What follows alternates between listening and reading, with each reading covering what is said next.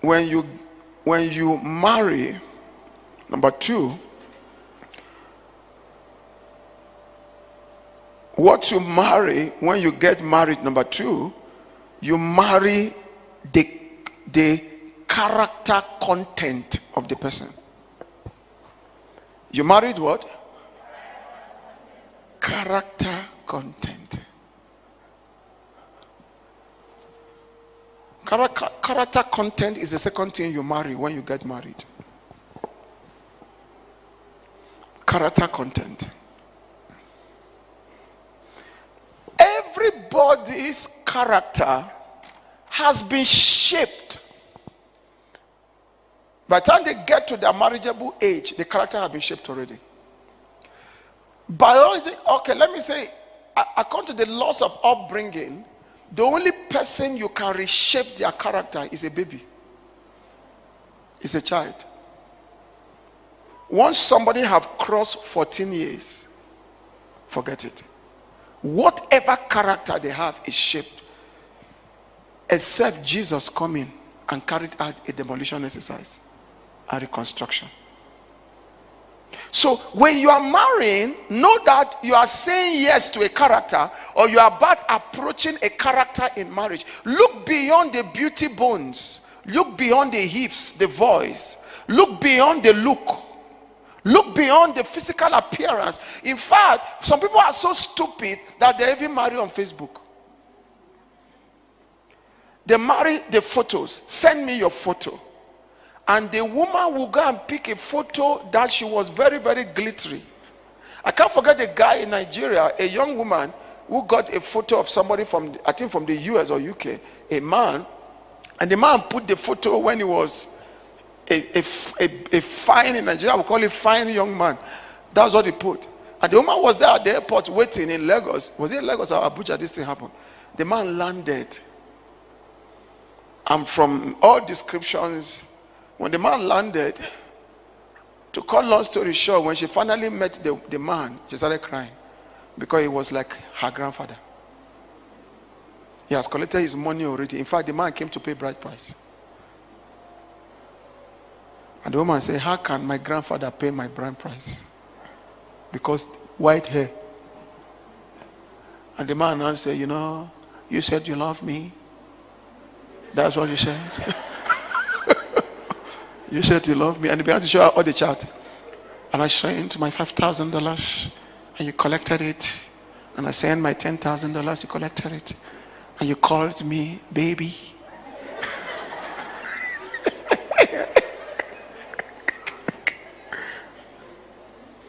So I'm here.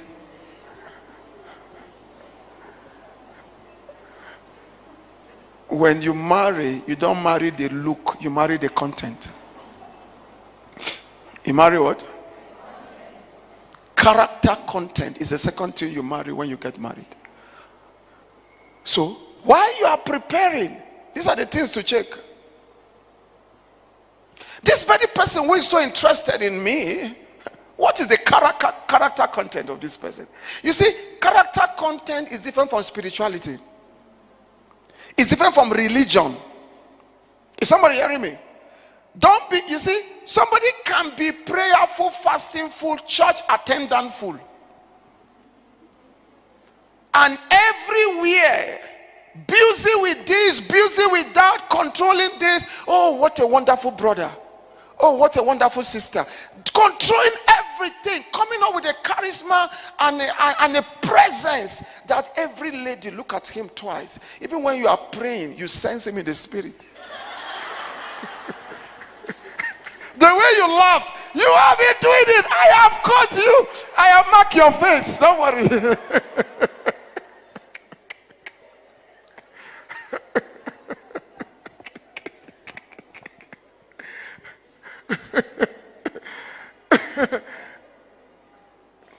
But that is not what you marry. Because when you people go home, there are no chairs to arrange. There's no choir to lead. There are no microphones to take care of. There's no church to sweep. If the person is a leader of service, there's no service to lead. He will not wake up and say, wake up, let's carry the Bible. By and by. No. What you face is the character content. Can I shock you? Character content is not revealed in church. There's no church on earth where character content is revealed. When we come, we are all hypocrites. Am I talking? Of course. We just come. Women walk the way they don't walk at home. In church. At home.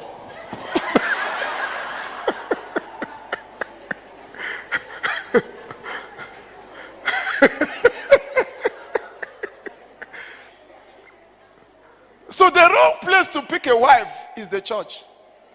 The wrong place to pick a wife today, to pick a husband today, is where? The church is the wrong place. Don't try it. I wish the days of my village will come back to this generation. Do you know where they pick wives in my village? When they are coming back from the stream. All the women go to the stream to fetch water. They pick wives when they come back from the stream, or when they come back from the farm, or when they go to farm. That's when they pick wives. Not in church. In church, we are all packaged. We are all packaged, properly packaged. Don't see the way I put my tie? Do I wear a tie at home? For what? So in church, we are proper. Our shoes are polished. Our hairdos are great. When we get home, we remove the wig and throw it away. Then the hair that look like what rats have eaten will appear.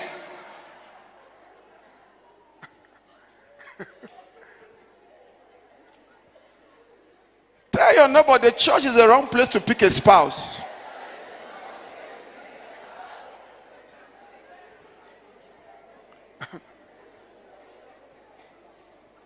Hallelujah. That's why if you are looking at the church, who will I marry here? You will marry the wrong person. Oh, yes.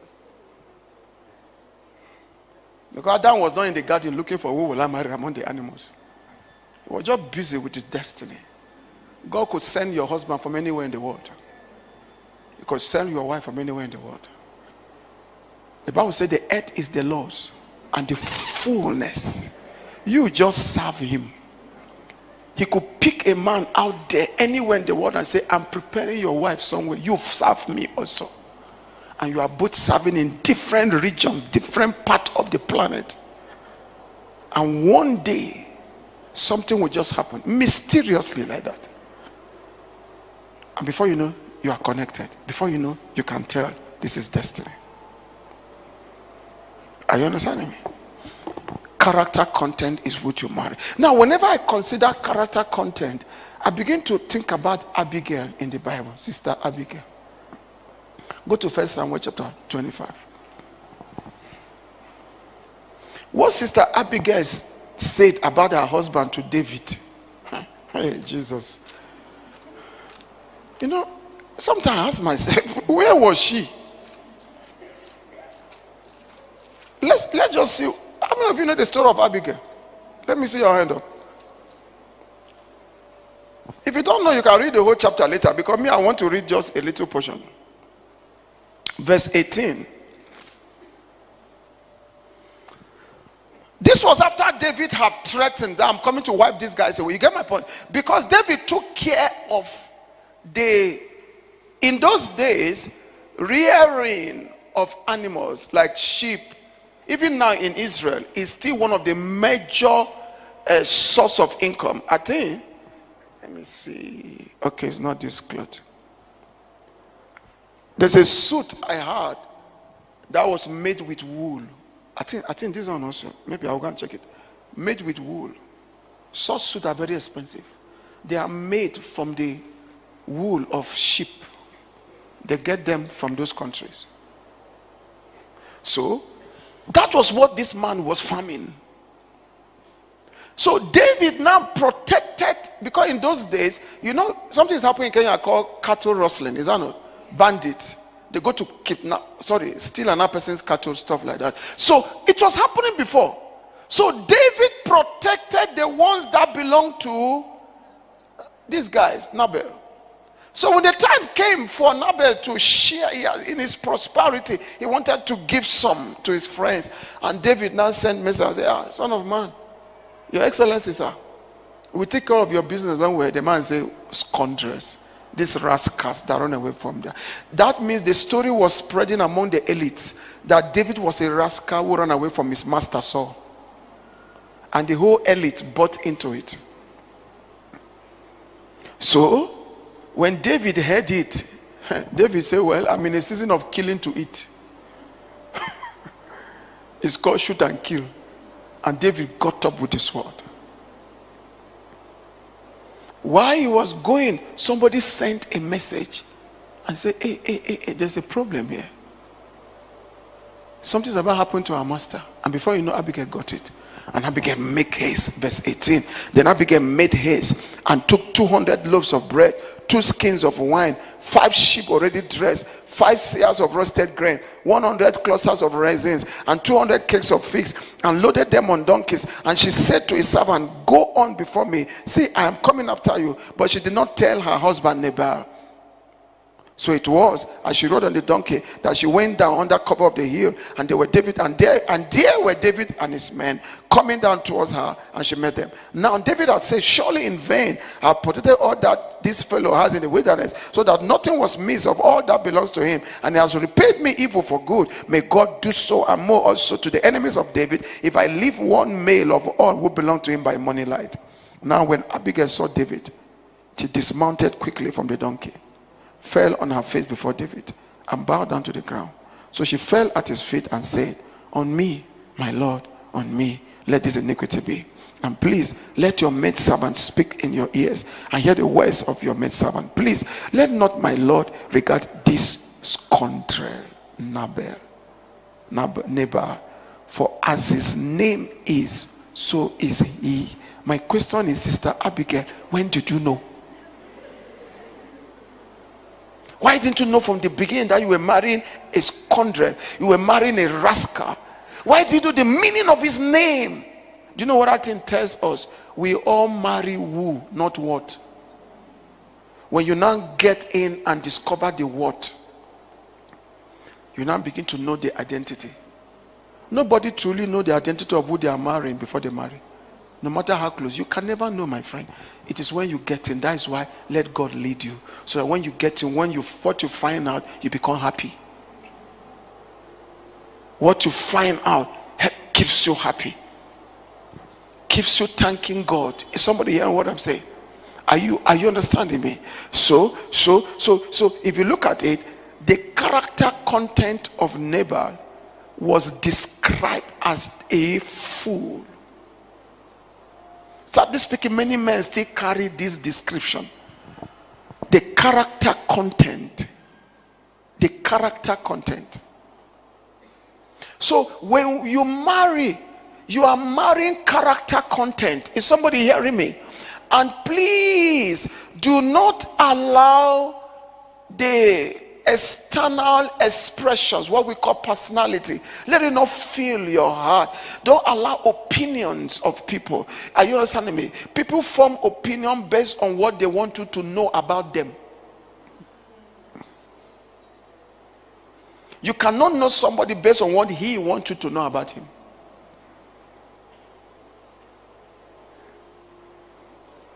People's opinion is too weak for you to marry somebody, my friend. Let God's revelation guide you. Let God's what? Revelation. So, what you marry, when you get married, number 2, you marry character content. Let me tell you why you should consider this thing heavily. Because we are in the end time. One of the men of God I respect so much, that God used to really touch our lives.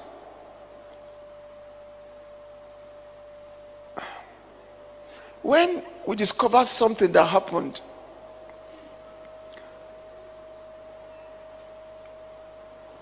his wife got up one day and bought alcohol and began to drink. I asked myself, did it start happening now? It was there. Can I tell you something about character? It's always there. It's only revealed. Are you understanding me? It's only revealed either under prosperity or under adversity. Thank God the man was able to manage. They got people together. Though the woman walked out of the marriage, after they got people together, they talked sense into her. They brought her back into Christ. Are you understanding what I'm saying? If your upbringing had no waywardness in it, there are some people who by default, where they grew was a wayward environment. They grew seeing people drinking without restriction, womanizing without restriction, lying without conscience. So they grew up seeing it and they took it as part of life.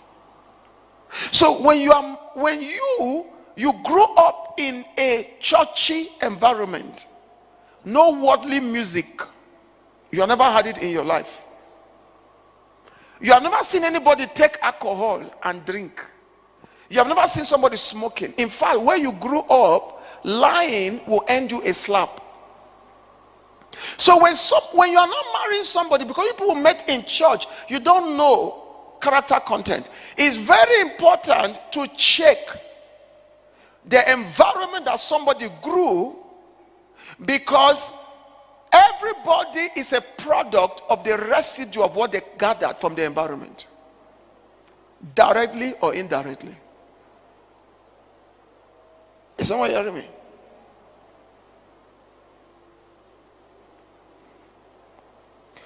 Character content is a product of some things we gather from our environment, something we gather from our parents, something we gather biologically from our parents, something we gather from our schools, our experiences in life. Character content.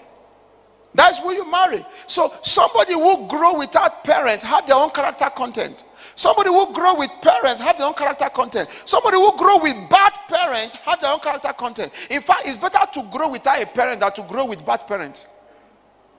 So somebody who grow with good parents have their own character content. Do you understand my point? You see, I can't forget something that happened after a wedding like this. After 2-3 weeks, the lady came and complained to the pastor and said the husband have not touched her. And you know, this marriage, you get my point? It's not a marriage school. So the husband have not touched her. So there was a sitting with the man, and they were talking, and when they asked him what's happening, the man said, actually, I'm still praying about it. Why? He was raised up to fear anything sexual immorality. He was raised up. He had never touched a woman in his life. He was raised up in that area. So he even thought he was sinning to even touch his own wife. So the pastor have to begin, because they ignore that part, the pastor have to begin another session of discussion. Opening scriptures, and they break it, and they say, okay. So they will go back. Pastor will call the following morning. How was it? And the man said, sir, God is helping us.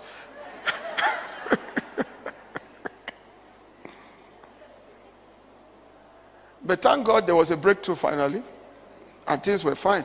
That kind of a man, even if you travel as a woman, don't bother yourself, because he will not carry any woman anywhere, because he was afraid of you. Is somebody hearing me? He was afraid of you. We're talking about character content. It is character you marry. That's what you marry. No matter, if somebody grew up in a lawless environment and you marry the person, you actually don't expect certain things. Do you understand me? Don't expect certain things. If the person is not grounded and the character reformed by the Holy Spirit, you could be shocked that one day you come back from work and you see the person just, maybe if you're a man and she's a woman, you see the person just cross her leg and is watching television, watching a movie. She's just like, you have come back from work. You have worked for money till even you came back with your bag. You're supposed to come and meet you at the door and collect the bag. Are you understanding me? The way you are looking at me, wait. Come. Oh, Jesus. Maybe I should sit down and just forget about this talk. Because it looks so strange. It's not happening again. Can I tell you something? Except you married a lazy dog. If you married a hard-working man, he leave in the morning, sit down and work till evening, and he comes back. He's so tired. You need to collect his briefcase. Some women who are even good, they collect the briefcase, remove the suit, remove the tie. And they must know how to knot tie also. Come, go and learn how to knot tie, because we are going to have men who are wearing tie in the crowd of the spirit. So that you knot tie for your husband. Because if the secretary knot the tie, you are gone. You get my point? You are.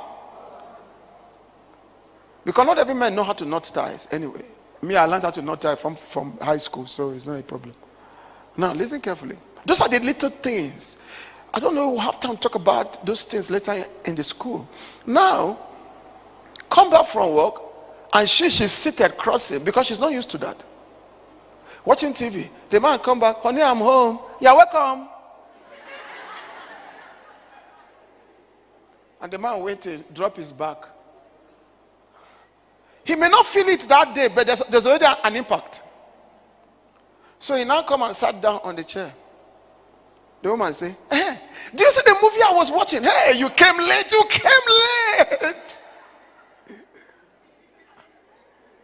And the man will be looking like this. To her, there's nothing wrong. Because it's her character content. There's nothing wrong with that. And that is who he married. She was not trained in an environment where when a man comes back, you go collect his bag, follow him to the bedroom, remove his suit, and let the food be set on the dining. He doesn't come, you are not setting food. It's on the dining and he moves. That was what I saw my mother did. And we're in one room. You know one room, police officers, one room. There is no day my father came back from work that food was not ready. On his trail. Before my father is removing his shoes, food is kept on our little center table. Then we were three, then we're not four. Sorry, we were three. My elder sister, me, and my younger one who visited me now will come and sit around the table waiting for him. Sit on the floor because we want him to give us fish. We'll sit around like little dogs waiting for him. When he come, he put the food like this. Put his mouth.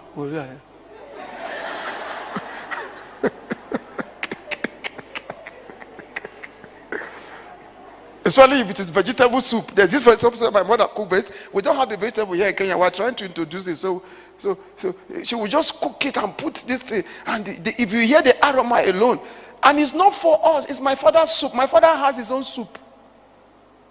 My father had his own soup. I think we should cultivate those values in this place. Why would God allow me to be raised by such a family if he doesn't want us to cultivate it? Come on, my father had his own soup. So there is soup my mother cooked for all of us. There is soup he cooked for my father. Not that my father tells him, no, she just knows.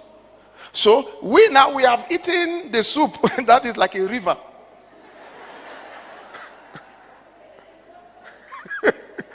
You get my point? The one that you put the fufu here and you pack the whole hand like. So my dad own is vegetable with ice fish. You know, beautiful ice fish and what we call pomo. You know, you don't know it. One day with you. So all those stuff. So that's why we wait. Even days at night, we don't sleep. Later I learned that was honor. His plate, nobody touched. His cup, nobody touched. That was even when visitor comes. Look at what the church have done today. The church have raised women to honor their pastors instead of their husbands. So, what you will never give to your husband, you are giving to your pastor. You are destroying yourself. Are you understand what I'm saying? I'm not saying you should disrespect your pastor, and no. Honor is to be given honor to whom it is due. It is due your husband. Is someone hearing me? The same thing also, if you turn it the other way around, you don't honor a church member above your wife as a Christian. Are you understanding me? Now listen carefully. It is character content. So if you don't check this one, and some people, there's a way their character will be fixed, that you just have to manage life. So for the young one, you check. When you now discover things, I know stupidity will tell you that it doesn't matter. It doesn't matter now because you're outside. That's why you say it doesn't matter. I can't forget the young man that was cutting this lady in church, and the lady, she just comes like this, doesn't greet anybody, and the man said it doesn't matter. That is God's choice for me. When I marry her, I will mold her. You have become Ancients of Days. When they now got married, the woman will wake up in the morning without greeting him. He will come back from work, she will not greet. She doesn't greet anybody. The man went to the pastor, and the pastor said, but you said you mold her. Now mold. Can I tell you something? You cannot change character. You could change personalities. You could make somebody behave well for a season, but you cannot change character. Only God. Only God. What you marry when you get married, number one, spirit nature. Number two, character, is what you marry.